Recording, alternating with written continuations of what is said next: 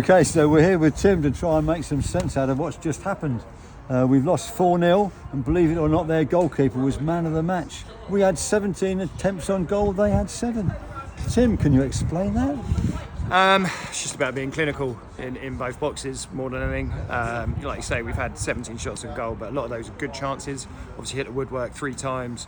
Their keeper's made 2 outstanding saves, but you've got to be clinical at both ends. You've got to be like we were at the start of the season, where we were taking some chances and obviously them being really hard to beat. And today was the first signs that it was a bit, I know it got a bit ragged maybe at 2-0 when we're chasing the game a little bit, but should have, a little bit soft, in the underbelly towards the end of the game, which is a shame. And it's now about a massive reaction, because we know we can't afford to turn up and play like we did second half today next Saturday.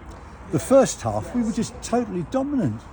Without scoring. And that's, we've said it a few times this season where my half-time team talk has been about quality in those areas, getting in so many good areas. And it's just about taking chances like they did, like you say, 7 shots, which is probably 2 more than I thought they had, and they've scored 4 goals. And there's nothing that Bastion can do about them either. So, that's where it's disappointing, where you come off scratching your head a little bit at a 4-0 defeat, because there were a lot of chances, a lot of positives, especially in that first half, but you come off with your pants around your ankles, unfortunately. So we had six changes. So both the 2 new guys, Bastion in goal and Tyler in central defence started, and Billy and Lewis Ajani, who I thought looked really good first half, and Joe Smith.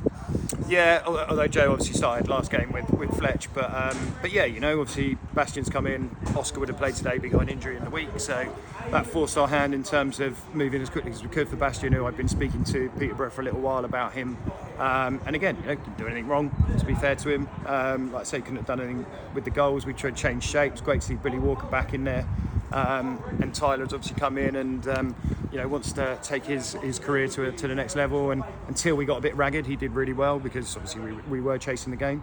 And like you say, Ajani had lots of bright moments. Thought he was victimised a little bit with some of the decisions, just absolutely bizarre decisions where he's clearly getting fouled and not getting anything, and then obviously anything he does he gets punished. So forced our hand, unfortunately, in terms of having to bring him off.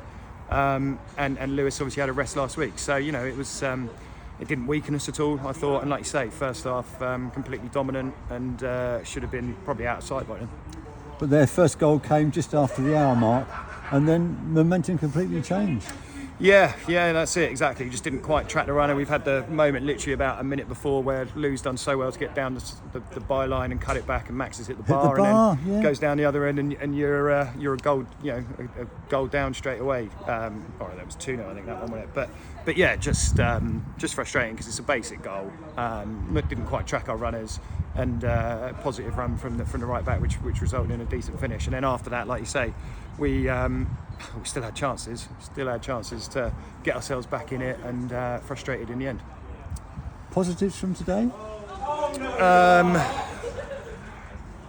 The dominance, I think, for probably the majority of the game, in terms of possession and how many chances we created. Again, if we're sat here and we're saying we're not creating the chances, then, and you've just lost 4-0, then you've got a problem.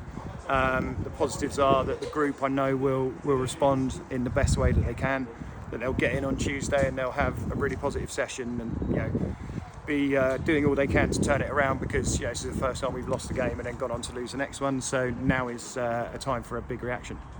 Okay, and the big reaction, and the games don't come much bigger than next Saturday when we've got Poole at home. So come on down, cheer on the lads.